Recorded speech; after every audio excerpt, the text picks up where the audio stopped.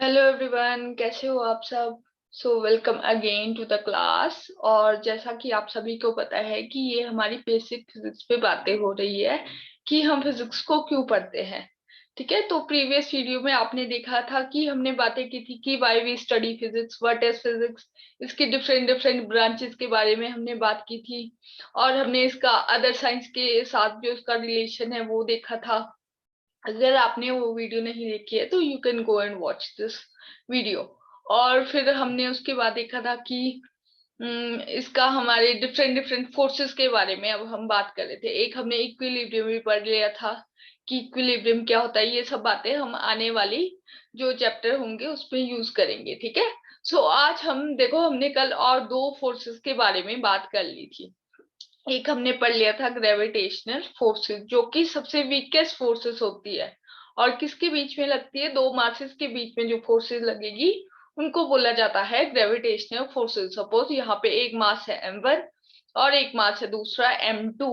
ठीक है, और सपोज कि इनके बीच का डिस्टेंस है r, सो इसके बीच में जो फोर्स लगेगी that is given by g m1 m2 upon r square. इसके बारे में कल प्रीवियस वीडियो में हमने डिटेल में बात की थी। ठीक है, नेक्स्ट हमने इसके बाद पढ़ा था वीक फोर्सेस।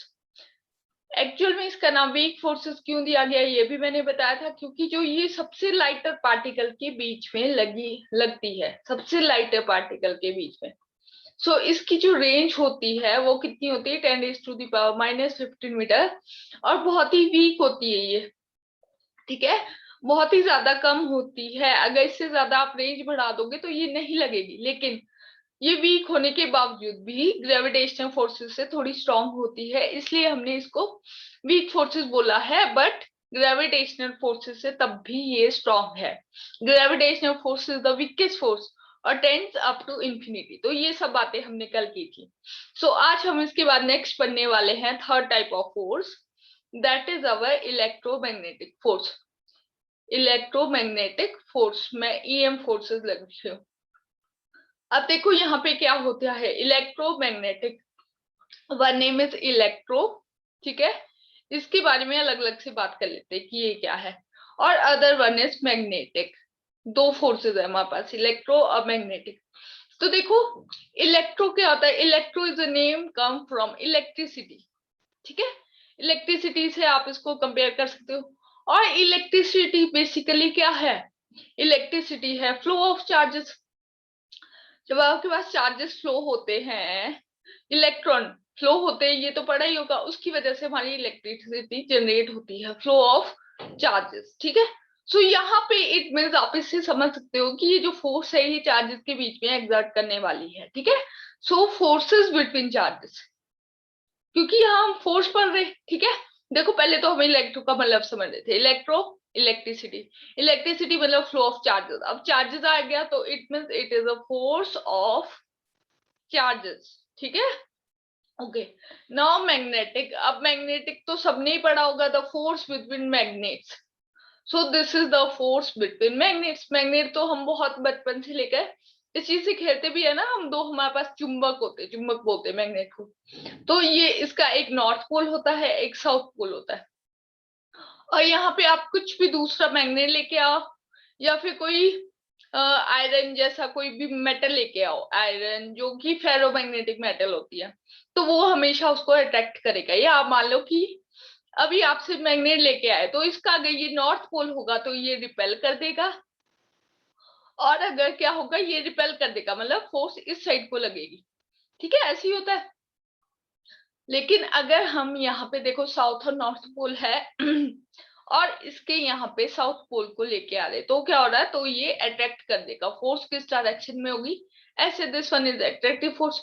हम यहाँ से क्या सिनेरियो देख रहे हैं कि यहाँ पे एक अट्रैक्शन भी है और दूसरी रिपल्शन भी है, दो चीजें हैं यहाँ पे। ठीक है, नेक्स्ट यहाँ पे क्या हो रहा है, यहाँ पे देखो force of charges.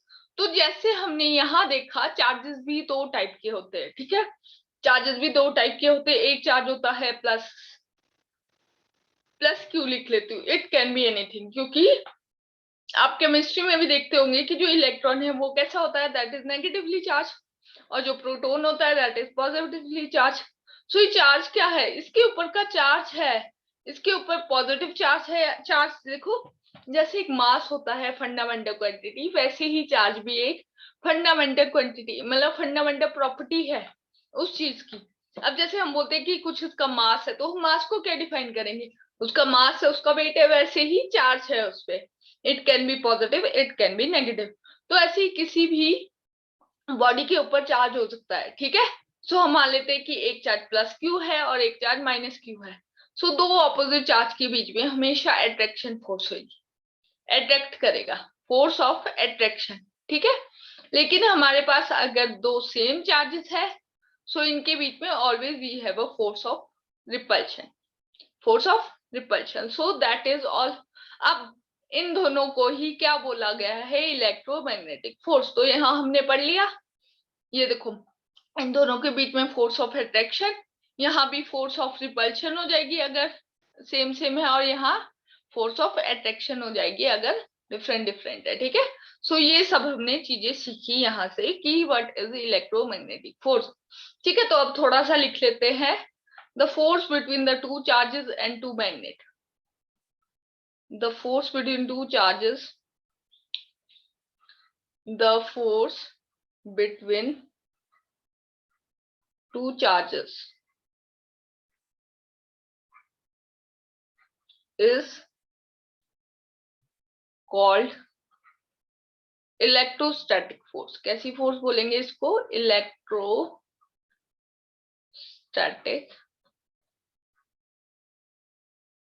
Force, okay.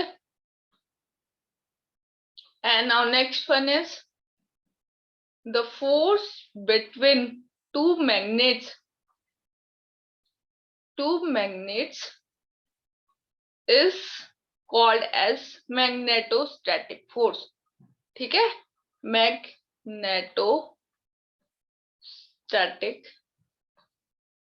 Force, ठीक है।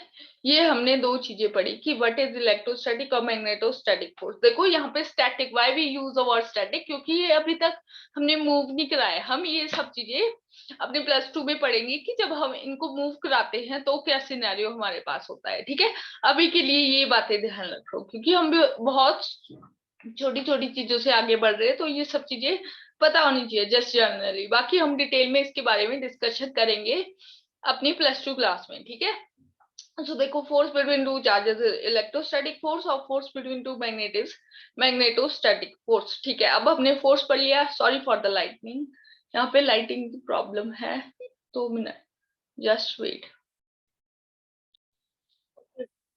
हम इसका देखते हैं कि इसका फॉर्मूला कैसे होता है। तो जैसे हमने ग्रेविटी के केस में दो मासेस कंसीडर किए थे, ठीक है, दो मासेस लिए थे, तो यहाँ हम दो चार्जेस लेके देखते हैं, क्योंकि अब हम चार्जेस की बात कर रहे थे। तो सपोज दिस इज, सो यहाँ इसको ना ग्रेविटी वाले के साथ कंपेयर करके देखना। वहां हमने, देखो मैं ग्रेविटी का फॉर्मूला लिख देती हूँ, कैसे लिखा था जी, दो मासेस का प्रोडक्ट और उसके बीच का डिस्टेंस। तो देखो ये इससे कितना सिमिलर होने वाला है। सपोज इन दो चार्जेस के बीच में हाँ डिस्टेंस है। अभी हम ये बात नहीं कर रहे कि यहाँ रिपल्शन होगी या अट्रैक्शन होगी, अभी जस्ट हम फॉर्मूला देख रहे हैं, वो बात की बातें है, ठीक है। तो यहाँ देखो ये जो फोर्स होती है किसके प्रोपोर्शनल है, वहां दो मासेस के प्रोडक्ट के प्रोपोर्शनल थी, और इस केस में दो चार्जेस के प्रोडक्ट के प्रोपोर्शनल ये फोर्स देखी गई। सेकेंड, ये भी इनवर्स स्क्वायर लॉ ही फॉलो करती है, दैट इज जो इसके बीच का डिस्टेंस r है उसके स्क्वायर के इनवर्सली प्रोपोर्शनल है, ठीक है। ये दो चीजें देखिए। अब सेम जैसे हमने पिछले केस में किया था, इसको मिला देते हैं, तो हमारे पास क्या बन गया, Q1 Q2 bye are square. अब वैसे ही जब हम प्रोपोर्शनलिटी साइन को हटाएंगे, तो हमारे पास एक प्रोपोर्शनल इज इक्वल टू लग जाता है और एक कांस्टेंट आ जाता है।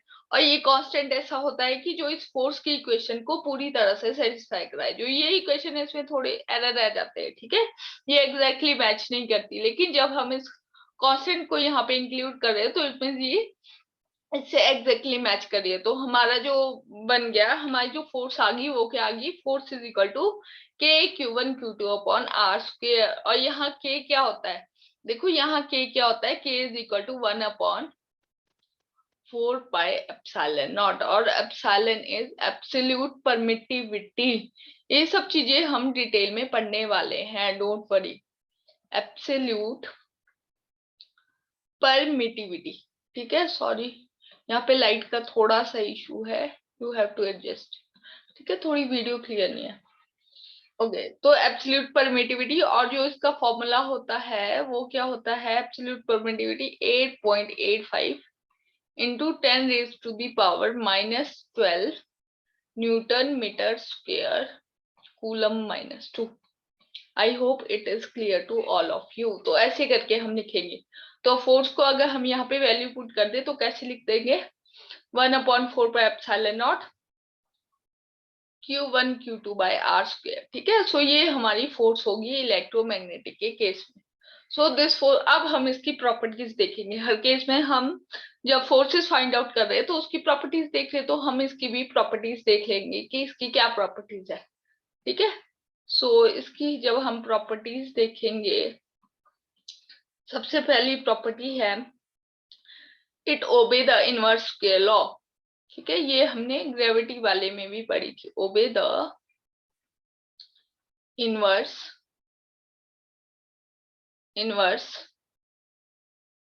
स्क्वायर लॉ, ठीक है। देखो इनवर्स स्क्वायर लॉ, एफ जो है इनवर्सली प्रोपोर्शनल है आर स्क्वायर के, मतलब इनवर्स स्क्वायर लॉ कल भी मतलब बताया था, अगर जो हमारा आर है वो इंक्रीज कर रहा है तो ये क्या कर जाएगी, डिक्रीज कर जाएगी, इनवर्सली रिलेटेड है एक दूसरे से, ठीक है। एंड नंबर सेकंड हमारा है इट इज, अब देखो वो जो फोर्स थी ग्रेविटी वाली सिर्फ अट्रैक्ट करती थी हर चीजों को, and but this one is attractive as well as repulsive in nature. देखो हमने देखा कि जब दो चार्जेस है, जो सिमिलर चार्जेस है तो क्या कर रही है, ये तो रिपेल कर रही है, और जब ऑपोजिट चार्जेस है तो क्या कर रही है, ये अट्रैक्ट कर रही है। तो हम लिख सकते हैं it is attractive as well as repulsive in nature, ठीक है। थर्ड प्रॉपर्टी हम लिख सकते हैं इसकी, it is also long range force, जैसे ग्रेविटेशनल फोर्स इंफिनिटी तक थी तो इसी को भी लॉन्ग रेंज फोर्स बोल सकते हैं। लॉन्ग रेंज फोर्स वो अलग मैटर करता है कि कितनी दूर तक जाएगी, मीडियम पे भी डिपेंड करता है, बट एक्चुअल में इसका कोई पर्टिकुलर डिफाइन नहीं है कि कितनी दूर तक जा सकती है, वो चार्जेस की स्ट्रेंथ पे भी डिपेंड करता है, ठीक है। So it is a long range force, और हम लिख सकते हैं कि the photon is a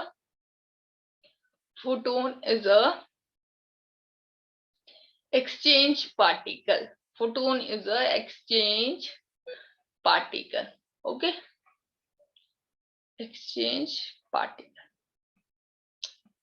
So exchange particle, तो मैं आपको बताती हूँ कि exchange particle का मीनिंग क्या होता है, राइट। तो हमारा एक्सचेंज पार्टिकल एक बार अगर आपको समझ आ जाता है तो मैं एक बार फिर से ट्राई करती हूँ। देखो क्या होता है, हमारे जो पार्टिकल होते हैं सारे के सारे वो हमेशा ग्राउंड स्टेट में होते हैं, सबसे पहले वो सबसे नीचे वाली स्टेट में होते हैं। मतलब क्या, देखो हाइड्रोजन एटम केमिस्ट्री में पढ़ा होगा।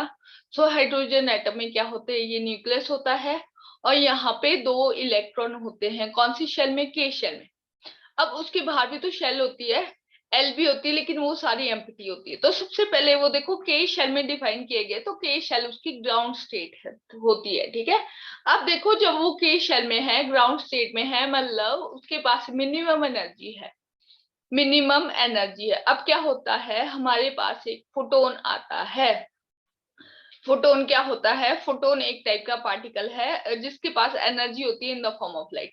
फोटोन आएगा और यहाँ इसको स्ट्राइक करेगा, इसको एनर्जी देगा, और ये जो पार्टिकल होगा यहाँ से दूसरी एक्साइटेड स्टेट में चला जाएगा, और यहाँ इसके पास क्या है, ग्रेटर एनर्जी है, ठीक है। ये यहाँ पे वाइब्रेट करेगा, यहाँ टिक नहीं पाएगा, वापस नीचे आ जाता है, और वापस नीचे आने पे फिर से फोटोन को रिलीज करता है, ठीक है। सो चार्जेस का मतलब जो हमारे चार्ज पार्टिकल है उनका ट्रांसफर हो रहा है, ठीक है। सो किसकी वजह से हो रहा है, फोटोन की वजह से। तो आप ऐसे समझ सकते हो कि यहाँ पे जो इसको ही फोटोन बोलते हैं, ठीक है। सो इसी को ही हम बोल सकते हैं कि फोटोन जो है इस केस में एक्सचेंज पार्टिकल होता है। वैसे ही आप दूसरी केसेस में भी एक्सचेंज पार्टिकल को समझ सकते हो, ठीक है। Now next one is our next जो पॉइंट है, it is 10 raised to the power 36 times greater than gravitational force पहले वाली हमने पढ़ी थी, जो वीक फोर्स थी वो कितनी थी, 10⁻⁻25 टाइम ग्रेटर थी। ये कितनी होगी, 10⁻36 time greater then gravitational force. तो ये और भी ज्यादा स्ट्रॉन्ग फोर्स हो गई हमारे पास, ठीक है। सो ये सब बातें थी जो हमने इलेक्ट्रोमैग्नेटिक फोर्स के केस में पढ़ी। I hope it is clear to you. एक बार फिर से बता देती हूँ, जो फोर्स दो चार्ज पार्टिकल के बीच में लगेगी और वो इनवर्सली प्रोपोर्शनल होगी डिस्टेंस के, सो एज अ स्क्वायर। तो यहाँ पे हम फॉर्मूला लिख सकते हैं। तो ये सब बातें देखी हमने। एप्सिलॉन नॉट परमिटिविटी बोलते हैं इसको। इसका ये डेफिनेट वैल्यू है, कांस्टेंट वैल्यू है। और ये सब हमने उसके कुछ हमने प्रॉपर्टीज देखी कि ये इनवर्स के लॉ ओबे करती है, अट्रैक्टिव होती है, रिपल्सिव भी होती है, लॉन्ग रेंज फोर्स होती है, एक्सचेंज पार्टिकल फोटोन होता है, 10⁻36 time greater than the gravitational force. I hope it is clear to all of you. Next जो लास्ट फोर्स हम पढ़ने वाले हैं, that is nuclear force. That is nuclear force. So देखो न्यूक्लियर फोर्स में क्या होता है। देखो जैसे आपको नेम सजेस्ट कर रहा है न्यूक्लियर, सो न्यूक्लियर किससे रिलेटेड है, nuclear is related with nucleus. Nucleus से रिलेटेड है ये, ठीक है। सो मतलब ये जो फोर्स लगने वाली है न्यूक्लियस के अंदर लगती है, अंदर लगने वाली है, ठीक है, न्यूक्लियस के अंदर। तो आपको पता है कि न्यूक्लियस के अंदर क्या क्या होता है, हमारे पास प्रोटॉन होते हैं और न्यूट्रॉन होते हैं, ठीक है। बहुत सारे प्रोटॉन होते हैं, बहुत सारे न्यूट्रॉन्स होते हैं। और आपको पता है कि न्यूक्लियस का जो रेडियस होता है वो कितना होता है, 10⁻⁻15 मीटर। सो देखो कितना छोटा इसके बीच में रेडियस है। तो यहाँ पे अभी हमने क्या पढ़ा, जो प्रोटॉन होते हैं, देखो एक चीज समझो, जो प्रोटॉन होते हैं दैट इज पॉजिटिवली चार्ज, और जो न्यूट्रॉन होते हैं that is neutral, zero charge, no charge, ठीक है, नो चार्ज। ओके। सो जब प्रोटॉन हमारे पास पॉजिटिवली चार्ज पार्टिकल है और इतने छोटे से रेडियस में है, सो वो कितनी ज्यादा अपने बीच में फोर्स एक्सर्ट करेंगे, कितनी ज्यादा रिपल्शन हो जाएगी दो प्रोटॉन के बीच में, इतनी पास पास रखे गए हैं। देखो 10⁻⁻15 के रेडियस में कितने सारे प्रोटॉन आ रहे हैं। सो आप अज्यूम कर सकते हो कि उसके बीच में कितनी ज्यादा अट्रैक्टिव फोर्स हो जाएगी, सॉरी रिपल्सिव फोर्स हो जाएगी। तो इतनी ज्यादा रिपल्सिव फोर्स होती है, लेकिन तब भी वो एक दूसरे से बाहर नहीं जाते, तब भी वो इस न्यूक्लियस के अंदर रहते हैं। तो ऐसा क्या होता है वहां पे होती है न्यूक्लियर फोर्स, जो कि प्रोटॉन, और ये कैसी फोर्स होती है, attractive force between nucleons, sorry attractive force between nucleons, ठीक है। सो ये न्यूक्लियन, न्यूट्रॉन और प्रोटॉन को ही न्यूक्लियन बोला जाता है, न्यूक्लियन। सो इसके बीच में जो फोर्स होगी उसी को ही न्यूक्लियर फोर्स बोलेंगे। तो देखो ये दो प्रोटॉन के बीच में भी हो सकती है, प्रोटॉन और प्रोटॉन को जो एक साथ जोड़ के रखी गई है। देखो यहाँ पे क्या है, यहाँ पे हमारी इलेक्ट्रोमैग्नेटिक फोर्स भी लग रही है जो रिपेल कर रही है इन दोनों को, लेकिन एक न्यूक्लियर फोर्स भी है जिसकी वजह से ये अट्रैक्ट करके रखे हुए हैं। और हम जैसे पढ़ते आ रहे, जैसे जैसे हमने फोर्सेस पढ़ी, स्ट्रॉन्गर होती जा रही है ना। ग्रेविटेशन वीकर थी, फिर वीक फोर्स उससे स्ट्रॉन्ग थी, इलेक्ट्रोमैग्नेटिक उससे स्ट्रॉन्ग, ये न्यूक्लियर फोर्स सबसे ज्यादा स्ट्रांग होती है। तो देखो ये न्यूक्लियर फोर्स जो है ये इलेक्ट्रोमैग्नेटिक फोर्स से ज्यादा स्ट्रांग है। सो प्रोटॉन प्रोटॉन को आपस में पकड़े रखे हैं, ये जा नहीं पा रहा उससे बाहर, ठीक है। So this is your nuclear force. ये न्यूट्रॉन और प्रोटॉन के बीच में भी सेम लगती है, अट्रैक्ट करके रखती है, और ये न्यूट्रॉन और न्यूट्रॉन के बीच में भी सेम लगती है, ठीक है। और जो प्रोटॉन का मास हमने पढ़ा था, प्रोटॉन का जो मास होता है, mass of proton is equal to 1800 time mass of electron. So देखो मास ऑफ प्रोटॉन बड़ा पार्टिकल है इलेक्ट्रॉन से, तो जो अगर तो इलेक्ट्रॉन और लेप्टॉन के बीच में जो स्मॉलर पार्टिकल के बीच में फोर्स लग रही थी उनको हमने क्या बोला था, वीक फोर्सेस। अब मास भी थोड़ा ज्यादा हो गया है, और रेंज तो उतनी अभी भी, उस केस में भी 10⁻⁻15 थी, इस केस में भी -15 ही है, लेकिन मास थोड़ा ज्यादा है। तो इसकी जो फोर्स होगी, अट्रैक्शन फोर्स होगी, वो भी थोड़ी ग्रेटर फोर्स होती है, न्यूक्लियर फोर्स। तो आई होप ये सब कुछ समझ आ चुका होगा। सो अब हम लिखते हैं इसकी प्रॉपर्टीज, ठीक है। यही हमारी न्यूक्लियर फोर्स थी। सो ये अभी तक जो हमने पढ़ा, जो हमने समझा, वो हम लिख के देखते हैं। देखो मैंने क्या बताया, ये अट्रैक्टिव फोर्स होती है। कौन सी फोर्स होती है, अट्रैक्टिव फोर्स होती है, जो कि इलेक्ट्रोमैग्नेटिक वाली रिपल्सिव फोर्स को भी ओवरकम कर देती है। इसके बीच में रिपल्शन होनी थी, लेकिन वहां पे न्यूक्लियर फोर्स में अट्रैक्शन हो रही है, इसलिए वो न्यूक्लियस के अंदर बाउंड रहता है। ठीक है। और जो यहाँ पे क्या हो गया, एक इसके हमने साइज के बारे में बात की, जो इसका साइज होता है प्रोटॉन का वो इलेक्ट्रॉन से बड़ा होता है। इट मीन्स ये क्या, इलेक्ट्रॉन से जो बड़े साइज के पार्टिकल होते हैं उसमें ये फोर्स एक्ट करती है। और हमने रेंज देख ली इसकी कितनी होती है, and with in the nucleus, nucleus से बाहर ये फोर्स एक्ट नहीं करेगी, सिर्फ न्यूक्लियस के अंदर ही ये फोर्स एक्ट करती है। ठीक है। तो ये सब चीजें हम प्रॉपर्टीज में लिख लेते हैं। सबसे पहली है it is short range force. It is short range force. कितनी रेंज है इसकी, 10⁻⁻⁻15 metre. Okay. Next one is our it is attractive in nature. कैसी है, सिर्फ attractive in nature. Next one is our it is 10⁻38 times stronger than gravitational force. Stronger than, सबसे ज्यादा stronger है ये than gravitational force. Okay. Next जो इसका field particle है, एक्सचेंज पार्टिकल है, वो क्या है, पाई मेजॉन। इसको आप याद रख सकते हो, pi meson is your exchange particle in this case. Okay, exchange particle. और देखो ये सबसे ज्यादा स्ट्रॉन्ग है, तो इसको आप बोल सकते हो strongest force in our nature. Strongest force of nature. So देखो ये सब चीजें हमने बहुत ही डिटेल में डिस्कस की कि कैसी कैसी फोर्सेस होती है, क्या क्या उनके बारे में हमने सब कुछ पढ़ा कि कैसी कैसी फोर्सेस होती है और कैसे ये इम्पोर्टेंट रोल प्ले करती है हर चीज। इन्हीं 4 फोर्सेस के ऊपर हमने यूनिवर्स को डिफाइन किया है। यही 4 फोर्सेस होती है जो हर जगह अपनी अपनी फील्ड में काम कर रही है। ठीक है। जिसकी वजह से सारे फिनोमेना हो रहे हैं। अगर हमें स्मॉल साइज पार्टिकल के लिए देख ले तो भी हमने देख लिया, लार्ज साइज पार्टिकल के लिए देख ले तो भी हमने देख लिया। ठीक है। अब हम यहाँ पे पढ़ेंगे फिजिकल लॉ। सॉरी, अब हम यहाँ पे पढ़ने वाले हैं फिजिकल लॉज। ठीक है। क्या पढ़ने वाले हैं, यहाँ पे फिजिकल लॉज पढ़ने वाले हैं। सो यहाँ पे लॉज जो हम पढ़ते ना, कंजर्वेशन ऑफ एनर्जी, ये तो हमने छोटी क्लासेस से सुना है। कंजर्वेशन ऑफ लीनियर मोमेंटम और कंजर्वेशन ऑफ एंगुलर मोमेंटम, ये सब चीजें आपके आगे डिटेल में होने वाली है, लेकिन यहाँ भी मैं अच्छी तरह से आपको समझा दूंगी, डोंट वरी। ठीक है। तो सबसे पहला जो हमारा आता है, law of conservation of linear momentum. Law of conservation of linear momentum. So सबसे पहले तो हमारे को लीनियर मोमेंटम समझना पड़ेगा कि क्या होता है लीनियर मोमेंटम।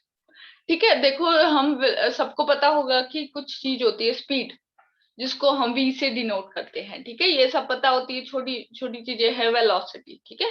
इसको स्पीड और वेलोसिटी, जैसे आपकी कार की स्पीड है 20 किलोमीटर पर आवर, तो ये क्या है, हमारी वेलोसिटी है, स्पीड है। ठीक है। तो वेलोसिटी, और एक होता है उस बॉडी का वेट, मास। ठीक है। वेट कब बोलते हैं हम, जब उसपे ग्रेविटी लग जाती है, अदरवाइज हम क्या बोलते हैं, मास। ठीक है। तो जब इन दोनों का हम प्रोडक्ट करते हैं तो उसको बोलते हैं लीनियर मोमेंटम। जैसे देख लो, लीनियर मोमेंटम क्या होता है, product of mass into velocity. देखो हम क्या बोलते हैं, अगर कोई ऑब्जेक्ट है, अगर ये 5 kg का ऑब्जेक्ट है, ये हमारी वेलोसिटी से ज्यादा है, 2 मीटर पर सेकंड की वेलोसिटी से मूव कर रहा है, और एक ऑब्जेक्ट है 10 kg का, ये भी हमारा 2 मीटर पर सेकंड की स्पीड से मूव कर रहा है। सो इन दोनों की स्पीड तो सेम है, बट इन दोनों का मोमेंटम डिफरेंट हो जाएगा। इसलिए जो मोमेंटम है ये और भी ज्यादा प्रिसाइज टर्म है। किसी चीज का मोमेंटम बताओ तो हम उसकी मास की इंफॉर्मेशन भी ले रहे कि कितना ज्यादा भारी ऑब्जेक्ट है और वो किस स्पीड से जा रहा है। ठीक है। तो मोमेंटम और भी ज्यादा प्रिसाइज हो जाती है जब हम मोमेंटम के केस में बात करते हैं। ठीक है। So this is our momentum. So देखो ये हमेशा एक सिस्टम का कंजर्व होगा, कब होगा वो हम बात करते हैं। कंजर्व क्या होता है, अब कंजर्वेशन क्या होता है, कंजर्वेशन होता है एक टाइप से remain constant, remain same, conservation मतलब रिमेन सेम, कंजर्वेशन को आप ऐसे समझ सकते हो, रिमेन सेम, जैसा पहले था वैसा ही बाद में भी होगा। Okay, I hope. कंजर्वेशन का मतलब होता है दैट इज रिमेन सेम, जो पहले है वो भी बाद में वही होगा, उसमें कोई चेंजेस नहीं आएंगे, तो that is the meaning of conservation. ठीक है, सो हम देखेंगे कि लीनियर मोमेंटम कैसे कंजर्व होता है। सो सबसे पहले इसकी डेफिनेशन लिखते हैं। ठीक है, तो इसकी डेफिनेशन है, if net external force on a if net external force on a system is zero, if net external force on our system is zero, ठीक है, कोई फोर्स नहीं लग रही है, नेट एक्सटर्नल फोर्स है, मतलब जो इसमें बाहर से फोर्स लगाई है उसका सम जीरो है, कुछ फोर्स यहाँ से लगेगी कुछ यहाँ से, ये दोनों इक्वल है तो मतलब जीरो होगी, इसमें नेट फोर्स जीरो है। ठीक है, then our system is in, then total linear momentum is conserve, total linear momentum of system is conserve, यही बोलता है हमारा law of conservation of linear momentum. तो अब देखते हैं, इसको समझने की ट्राई करते हैं कि क्या हो रहा है। ठीक है, तो सबसे पहले हम देख लेते हैं कि एक कोई भी सिस्टम ले लेते हैं। ठीक है, सिस्टम क्या होता है, जिस चीज के बारे में हम बात कर रहे हैं उसको हम सिस्टम बोल देते हैं, और उसके अलावा जो भी चीज होती है उसको हम सराउंडिंग बोल देते हैं। जिस चीज के बारे में हम बात करेंगे उस चीज को हम सिस्टम बोल देंगे, और उसके अलावा जो भी होगा वो सराउंडिंग हो जाएगा। ठीक है, सो देखो ये हमारा, यहाँ हम देखते हैं ये हमारा कोई सिस्टम है। ठीक है, ये हमारा कोई सिस्टम है, और इसके बीच में हमने दो पार्टिकल रखे गए हैं। ठीक है, दो पार्टिकल है, और इसका मोमेंटम मान लेते हैं P1 है, इसका मोमेंटम मान लेते हैं P2 है। ठीक है, इसका मोमेंटम P1 है, इसका मोमेंटम P2 है। तो देखो अब क्या होगा, मैं इसका जो इनिशियल मोमेंटम क्या हो गया, इनिशियल मोमेंटम क्या है, इनिशियल मोमेंटम क्या हो गया, इसका initial momentum P1 plus P2। Okay, और अब देखो हमने क्या किया, इस पे नो फोर्स एक्सर्ट, यहाँ पे नो फोर्स, कोई भी फोर्स नहीं लगाई हमने यहाँ पे, या तो कोई भी फोर्स नहीं लगाई, आप ऐसे बोल सकते हो, या फिर देखो मान लो आप इसमें एक फोर्स लगा रहे हो F1 और एक फोर्स लगा रहे हो यहाँ से F2, और आप क्या बोल रहे हो कि F1 जो है वो F2 के इक्वल है। तो इक्वल है एंड ऑपोजिट है, देखो एक ही डायरेक्शन इस साइड को है, एक ही डायरेक्शन इस साइड को है, तो जो F1 प्लस F2 हो जाएगा, F1 प्लस F2 हो जाएगा, उसको आप कैसे लिख सकते हो, F1 माइनस F1, क्योंकि एक दूसरे के ऑपोजिट है, इज इक्वल टू जीरो।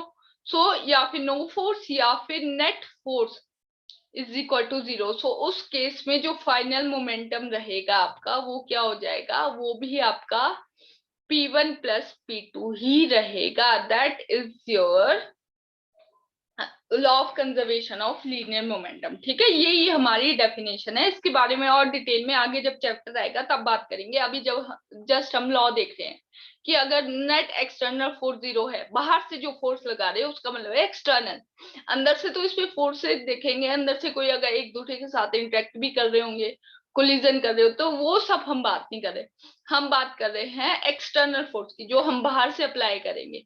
अगर वो जीरो है तो initial momentum is equal to final momentum, that is the law of conservation of linear momentum. अब हम इसकी एक रियल लाइफ एप्लीकेशन लेके देखते हैं। ठीक है, इसका एक एग्जांपल कंसीडर करते हैं कि कैसे होता है। ठीक है, अब देखो एग्जांपल में हम समझेंगे recoil of gun, recoil of gun. So देखो क्या होता है गन के केस में, आप सभी ने देखा होगा कि जब हम गन चलाते हैं तो क्या सिनेरियो होता है। सबसे पहले देखो हमने गन ऐसे करके पकड़ रखी है, ठीक है, गन पकड़ी है तो वो देखो मैं बना देती हूँ, ये हमारी गन है। ठीक है, ये एल शेप की गन है। सो और इसके अंदर क्या है, यहाँ पे एक बुलेट है। तो अभी देखो गन का मास ले लो, mass of gun, mass of gun, gun का मास ले लो कैपिटल M। ठीक है, और इसका मास ऑफ बुलेट, जो इसके अंदर बुलेट है उसका मास ले लो, मास ऑफ बुलेट, इसका मास कितना ले लो, स्मॉल m। ठीक है, अब देखो इनिशियल कंडीशन क्या है, सबसे पहले ये दोनों रेस्ट पे है ना, आपने गन मूव की है ना, आपने उसके अंदर से बुलेट मूव हुई है ना, उसके अंदर से बुलेट चली है, तो दोनों की जो इनिशियल वेलोसिटी है, इनिशियल वेलोसिटी ऑफ गन कितनी है, 0 है। ठीक है, और जो बुलेट है उसकी भी कितनी है, 0 है, दोनों की 0 है। इट मींस इनिशियल मोमेंटम कितना आ गया, इनिशियल मोमेंटम कितना आ गया, 0 आ गया, क्योंकि m0 प्लस स्मॉल m0, तो ये आ गया 0। अब हम देखेंगे जब हम गन को फायर करते हैं, ठीक है, उससे बुलेट निकलती है, तो देखो उसका भी कुछ मास आ जाता है, और देखो हम क्या करते हैं फिर, अब देखो क्या होता है, हाँ जब उसमें मास आता है तो हमें हमें पीछे को थोड़ा सा धक्का लगता है, ठीक है, तो मतलब उस वो गन भी थोड़ी सी पीछे की तरफ को मूव करती है। अगर बुलेट आगे को गई तो आपकी गन पीछे को मूव करती है, सबने देखा होगा ना, ऐसे हम करते तो हम पीछे को झटका आ जाता है, ठीक है, पीछे को हमारे को फोर्स लगती है। तो देखो ये किसको फॉलो करता है, this follow the law of conservation of linear momentum, और हम यहाँ पे अभी प्रूव भी कर देंगे। देखो इनिशियल मोमेंटम क्या आ गया, 0। अब आफ्टर रिकॉइल, ठीक है, आफ्टर रिकॉइल क्या सिचुएशन बन रही है, जब हमने गन को चला दिया तो उसके बाद क्या सिचुएशन बन रही है, देखो मासेस तो सेम ही रहेंगे, मासेस तो वही रहेंगे ना, चेंज नहीं होगी। तो वेलोसिटी, अब देखो जो वेलोसिटी होगी बुलेट की वो कुछ भी वेलोसिटी से आगे जाएगी, ठीक है, वेलोसिटी होगी बुलेट की, तो वो मान लो वो भी वेलोसिटी से आगे की तरफ को गई, जब हमने शूट किया तो बुलेट हमारी चली गई और हमने उस वेलोसिटी को मान लिया, उस स्पीड को मान लिया v, स्मॉल v। ठीक है, तो हम देखते हैं कि हमें बैकवर्ड डायरेक्शन में एक पुश लगता है, मतलब गन बैकवर्ड डायरेक्शन में मूव करती है, ठीक है। सो हम मान लेते हैं कि velocity of gun, velocity of gun क्या मान लेते हैं, कैपिटल V। अभी हम ये नहीं मान रहे कि बैकवर्ड डायरेक्शन में है, ठीक है। अब देखो हमने बाहर से तो कोई फोर्स अप्लाई नहीं की, हमने जस्ट गन को ट्रिगर किया और वो मूव होगी, ठीक है।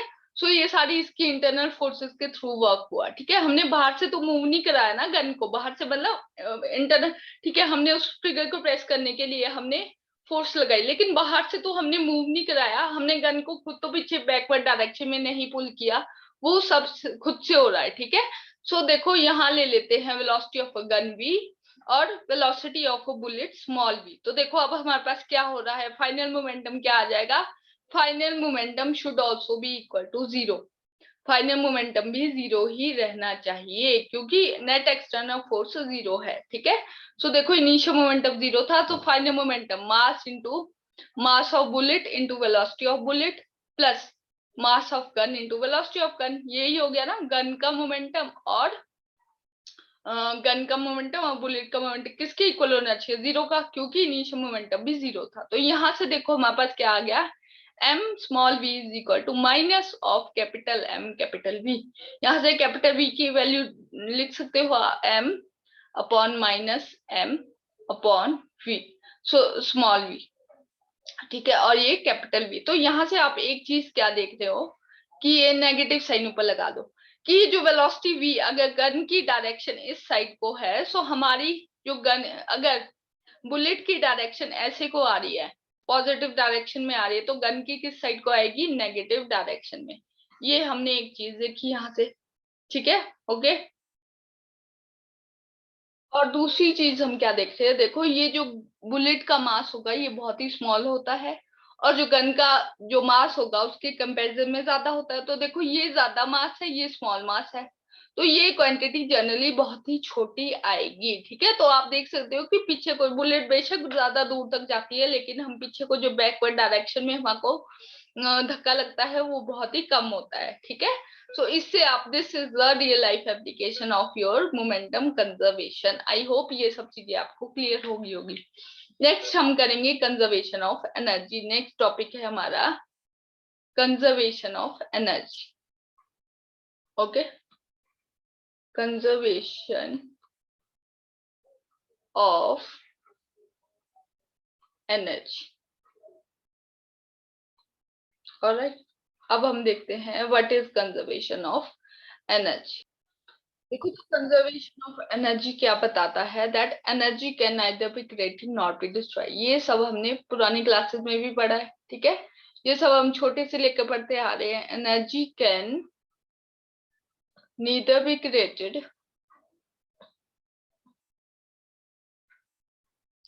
नॉट बी डिस्ट्रॉयड, ठीक है। ना बनती है, टोटल जो टोटल एनर्जी होती है यूनिवर्स की वो हमेशा कंजर्व होती है, ठीक है। ना बनती है, ना वो कम होती है, ना वो ज्यादा होती है। क्या होता है, एक फॉर्म से दूसरी फॉर्म में कन्वर्ट होती है जस्ट, ठीक है। ये सब हमने पढ़ा है। तो हम देखते हैं कैसे होता है। Energy can neither be created nor be destroyed, nor be destroyed, but it destroyed, but can move to one form to another, can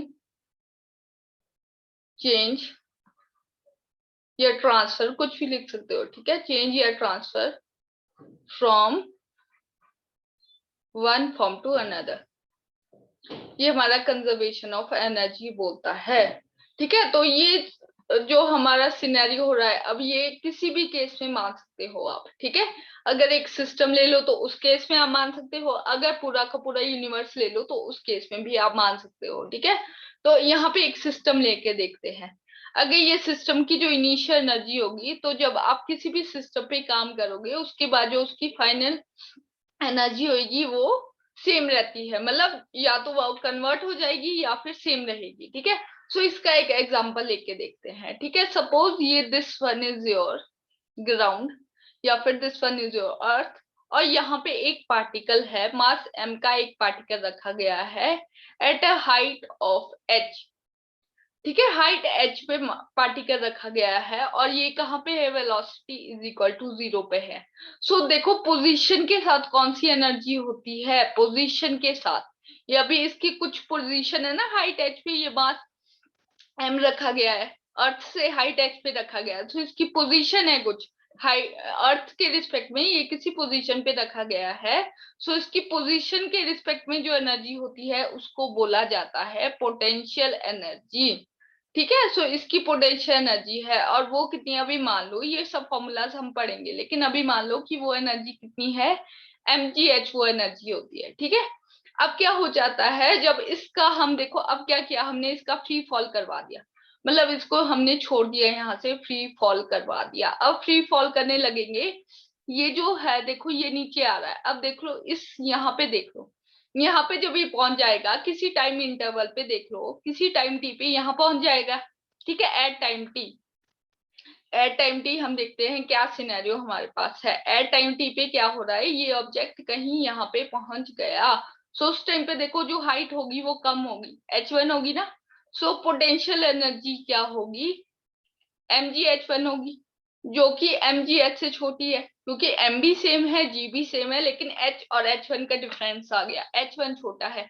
सो ये एनर्जी कहाँ गई, ये इसकी काइनेटिक एनर्जी में कन्वर्ट हो गई, और काइनेटिक एनर्जी कितनी होगी यहाँ पे, हाफ mv1 स्क्वायर। मान लो कि यहाँ पे ये v1 वेलोसिटी से पहुंचा, और यहाँ पे क्या थी, इसकी काइनेटिक एनर्जी क्या थी, यहाँ पे 0 थी। क्यों, क्योंकि ये क्या थी, वेलोसिटी क्या थी यहाँ पे, 0 थी। सो v1 क्या है, v1 0 से बड़ा है। तो देखो यहाँ पे क्या हो रहा है, पोटेंशियल एनर्जी ज्यादा थी ना, पोटेंशियल एनर्जी सिर्फ पोटेंशियल एनर्जी थी। अब देखो ये पोटेंशियल और काइनेटिक बन गए, और जब इन दोनों का देखो यहाँ से क्या इक्वेशन आ जाती है, जो mgh होगा, अगर हम कैलकुलेट करेंगे इन सब की वैल्यूज भी होगी।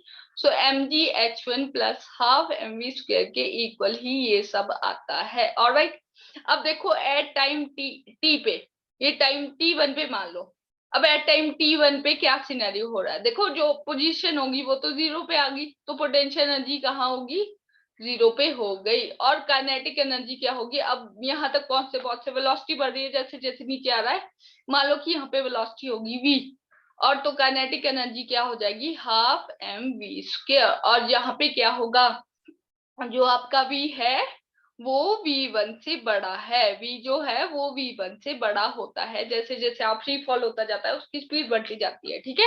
सो देखो हमने क्या देखा था, यहाँ पे सिर्फ पोटेंशियल एनर्जी थी, यहाँ पे पोटेंशियल काइनेटिक हाफ हाफ होगी, और यहाँ पे सिर्फ काइनेटिक एनर्जी बची, तो एनर्जी टोटल एनर्जी उतनी ही थी। अब आप लिख सकते हो कि जो हाफ mv स्क्वायर है, हाफ mv स्क्वायर वो किसके इक्वल होना चाहिए, वो होना चाहिए mgh1 plus half mv1 square के इक्वल, और वो किसके इक्वल होना चाहिए, mgh। So this is your conservation of energy. Kinetic energy और पोटेंशियल एनर्जी का सारा खेल हो रहा है, लेकिन वो जो टोटल एनर्जी है वो कंजर्व रह रही है। So this is your law of conservation of energy. So I hope ये लॉ भी क्लियर हो गया होगा, ठीक है। इसके बाद वो है law of conservation of angular momentum. देखो लॉ ऑफ, ये भी आपने सुनना होगा, कंजर्वेशन नहीं सुना है तो मैं बता देती हूँ। Law of conservation of angular momentum, ठीक है। वैसे ये ज्यादा अच्छे से जब हम आगे पढ़ेंगे आपको समझ आएंगे, क्योंकि हम हर चीज के बारे में बात कर लेंगे। एंगुलर मोमेंटम क्या होता है, फोर्स क्या होता है, वेलोसिटी क्या होता है, तो ये ज्यादा अच्छे से क्लियर होने वाले हैं। लेकिन अभी एक बेसिक सा आइडिया है, सो मैं वो यहाँ पे पढ़ा रही हूँ कि कैसे कैसे कंजर्वेशन लॉज होते हैं, ठीक है। सो देखो, जो एंगुलर मोमेंटम को एल से रिप्रेजेंट किया जाता है, जैसे लीनियर मोमेंटम था, ठीक है। लीनियर मोमेंटम था मास इंटू वेलोसिटी। अब यहाँ पे आप देख रहे हैं एंगुलर, मतलब एंगल के केस में हम बात कर रहे हैं, ठीक है। तो जब हम किसी एंगल में मूव करेंगे, जब हम किसी एंगल पे मूव करते हैं, आप मान सकते हो जब हम किसी सर्कल में मूव करते हैं वहां एंगल चेंज होते हैं ना, तो उस केस में जब हम सर्कुलर केस लेते हैं तो उस केस में हमेशा हम एंगुलर मोमेंटम की बात करेंगे। सो यहाँ पे क्या हो जाता है, यहाँ पे मास m होता है, और यहाँ पे देखो ये मास m सीधा भी तो जा सकता है, लेकिन ये क्या होता है, किसी एंगल में मूव करता है। सपोज ये इसका रेडियस r है, सो एंगुलर मोमेंटम की जो वैल्यू है वो होती है p into r, p cross r, ठीक है। ये हमारी एंगुलर मोमेंटम की वैल्यू होती है। लेकिन अभी आप क्रॉस ना लेके सीधा सा लिख सकते हो p इंटू आर, ठीक है। और जो p इंटू आर होगा उसको कैसे लिख सकते हो आप, m v r. So this is your value of angular momentum. ये हमारा एंगुलर मोमेंटम होता है, ऑलराइट। ये हमारा एंगुलर मोमेंटम होता है। तो ये क्या होता है, कंजर्व रहता है हमेशा सिस्टम के लिए। ये कैसा रहना चाहिए, हमेशा सिस्टम के लिए कंजर्व रहना चाहिए। कब कंजर्व रहेगा, इफ वहां पे क्या पढ़ा था, देखो एंगुलर मोमेंटम के केस में हमने क्या पढ़ा था कि अगर फोर्स जीरो है तो वो एंगुलर मोमेंटम कंजर्व रहेगा। अब यहाँ फोर्स की जगह एक नई टर्म आ जाती है, टॉर्क। जब हम किसी एंगल में मूव करते हैं ऐसे करके, तो वहां फोर्स को किससे रिप्रेजेंट किया जाता है, टॉर्क से।